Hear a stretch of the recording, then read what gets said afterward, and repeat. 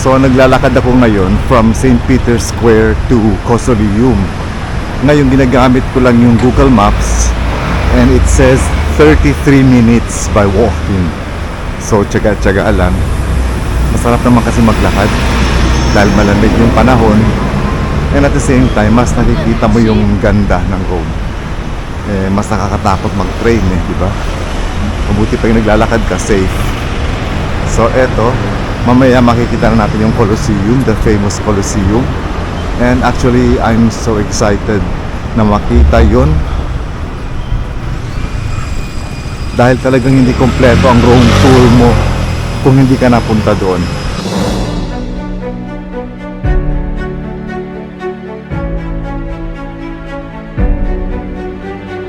Ten minutes na lang, nasa Colosseum na ako.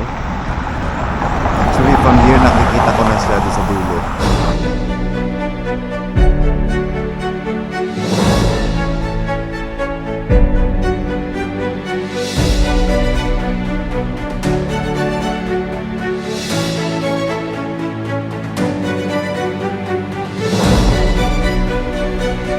So, nakarating din dito sa Colosseum at nasa lubong ko yung tour guide. So mag-aantay ako ng 5 minutes dito daw muna sa taas. So this is the Colosseum, the famous Colosseum.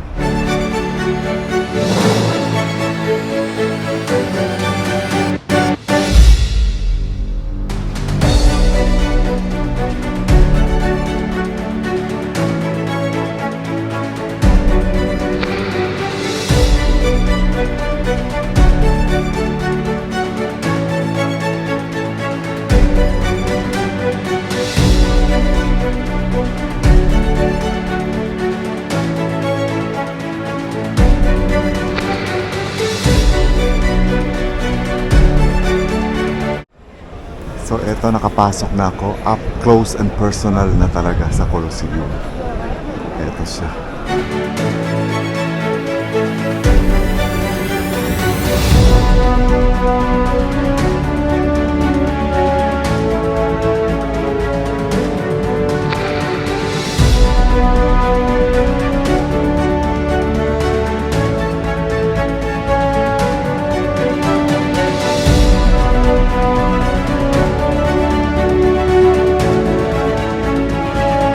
Na yung inside ng Colosseum. So dito sa Colosseum na ito may first and second level and then may arena.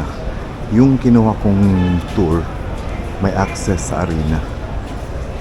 Yung arena, yun yung area kung saan naglalaban-laban dati yung mga gladiators at doon din nagkakaroon ng mga debate yung mga tao noong panahon.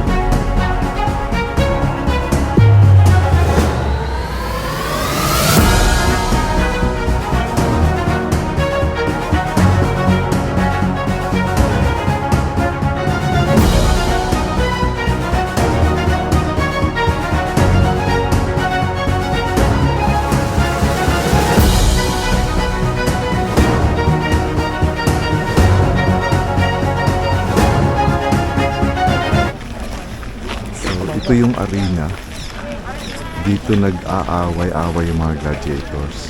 Tapos dito sa baba, dito tinatago yung mga gladiators, yung mga lions na nilalaban. Dito siya ngayon. Dito sa baba. Ang daming namatay dito dati, mga gladiators. Kaya lang yung mga upuan para sa mga spectators. Sira na. May natitira ngayon. Ito, medyo natitira. Parang sinasabi nila na parang ito yung seat ng mga matataas na tao dati, ng mga kings and emperors. Yan yung mga puti-puti dyan.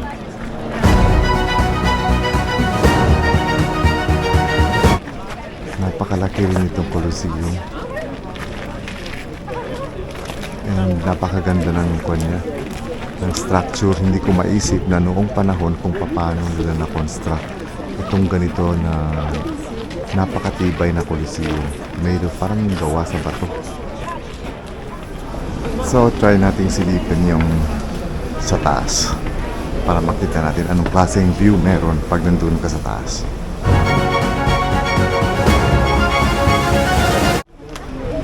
So, ito yung sinasabing seats, mga remnants ng seats of the senators. Kasi dati pala, yung mga senators, pwede silang mag-reserve ng seat. Ini-engrave yung pangalan nila sa upuan. Pag namatay sila, papalitan na yung pangalan kung sinong papalit sa kanila. So, noong panahon, ganito sila mag-reserve ng mga seats.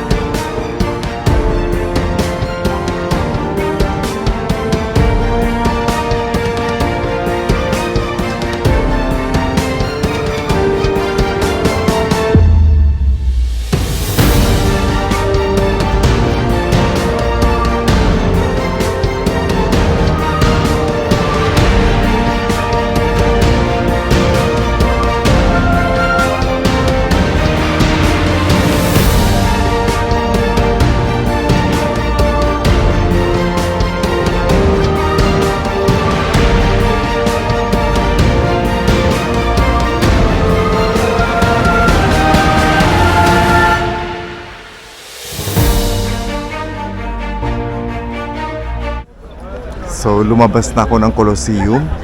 Ngayon pupuntahan ko yung Roman Forum tsaka yung Palatine Hill.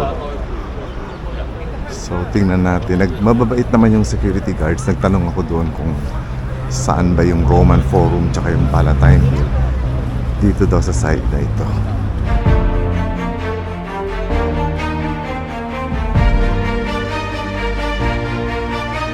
Ang ganda dito sa Rome. Worth talaga na pasyalan itong Rome na ito sa Italy.